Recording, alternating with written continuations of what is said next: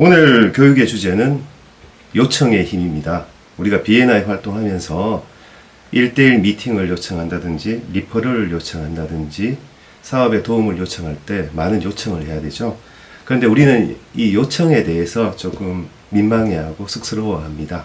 그래서 오늘은 요청에 대해서 정의를 내리고 앞으로는 요청을 자신 있게 할 수 있도록 오늘 요청에 대한 내용으로 준비해 봤습니다. 이 사진은 우리 교육팀 팀원인 고병수 부대표님의 갤러리이고요. 이 뒤에 보면 아주 비싼 그림이 그려져 있죠. 그거 한번 구경 가보시기 바랍니다. 자, 요구하라 그러면 얻을 것이다. 요청의 힘이고요. 거절당한 횟수만큼 성공한 인생을 살아갈 확률이 높다라는 주제로 진행합니다.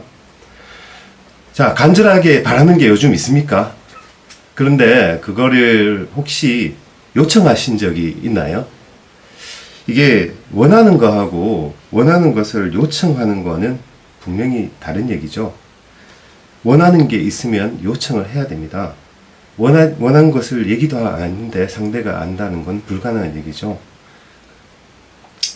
자, 요청을 우리가 안 하는 이유는 뭐 때문일까요?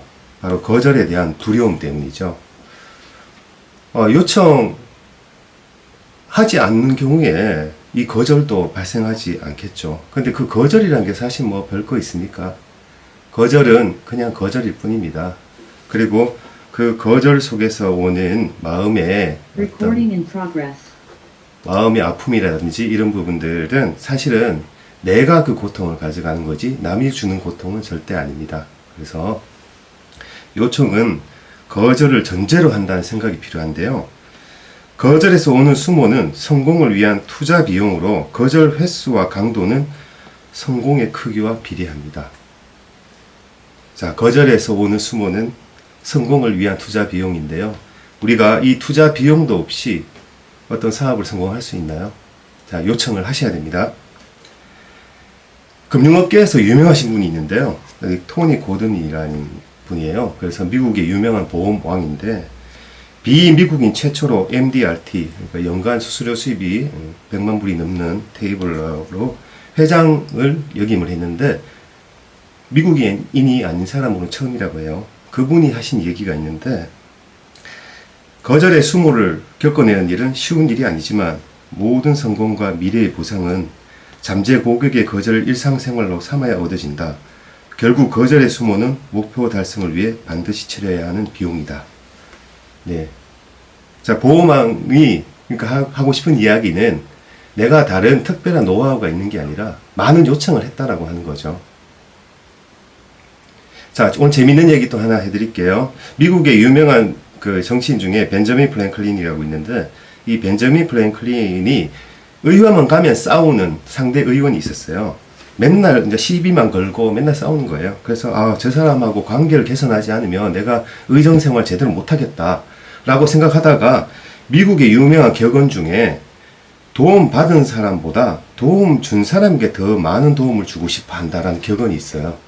그러니까 도움 받은 게 아니라 내가 도움을 줬을 때 그 사람에게 더 도움을 주고 싶어 한다는 거죠.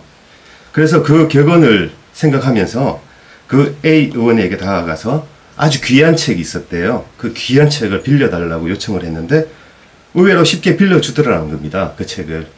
그리고 나서 얼마 시간이 지났는데 그 의원이 먼저 와서 말을 걸고 그 다음부터는 그 사람과 많은 정책을 같이 하고 친해졌다라는 이야기가 있는데요. 이 부분을 리더십에서는 이 벤저민 프랭클린 효과라고 합니다. 내가 도움을 준 사람에게 더 호감이 간다라는 심리적 현상인데요. 자, 이걸 생각하면서 요청을 많이 하셔야 됩니다. 자, 성경에도 나오죠. 구하라 그리하면 주실 것이요 찾으라 그리하면 찾을 것이요 두드리라 그리하면 열릴 것이니 구하는 이마다 받을 것이요 찾는 이마다 찾을 것이요 두드리는 이에게 열릴 것이다. 자, 그러면 어떻게 요청할 것이냐? 요청할 만한 사람한테 요청을 해야 돼요. 제가 은행에 근무해 보면 그 창구에 오셔가지고 그 창구 직원한테 권한도 없는데 많은 걸 요청하시는 분이 있어요. 자, 그 사람이 나한테 그걸 들어줄 권한이 있는지를 먼저 확인을 해야 되는 거죠. 그리고 그것을 들어줄 입장이 되는지 끈기 있게 요청을 해야 된다. 요청을 통해 원하는 것을 얻으려면 끈기 있게 해야 되는데요. 심리학적으로 매몰차게 거절한 사람일수록 다음 요청을 또 들어줄 가능성이 높다고 그러네요.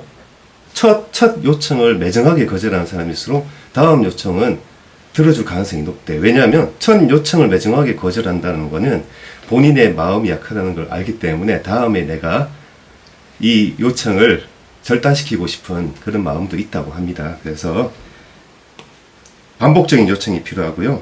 심하게 거절당했다고 좌절하지 마시고 재차 요청을 해야 됩니다.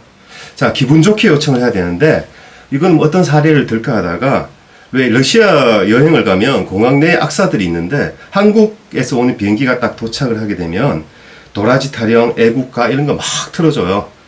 자, 그러면 거기에다 돈을 안 낼 수가 없죠. 너무 기분이 좋잖아요. 외국 가서. 기분 좋게 요청하는 방법을 한번 연구해 보셔야 돼요. 도움받고 난 이유가 훨씬 중요하죠. 이거는 뭐 말할 필요도 없는데 도움을 받았는데 나중에 뭐 그 도움을 준 사람 기억도 못하고 입 싹 닦으면 안 되죠. 반드시 감사의 마음을 전하는 스킬이 필요합니다.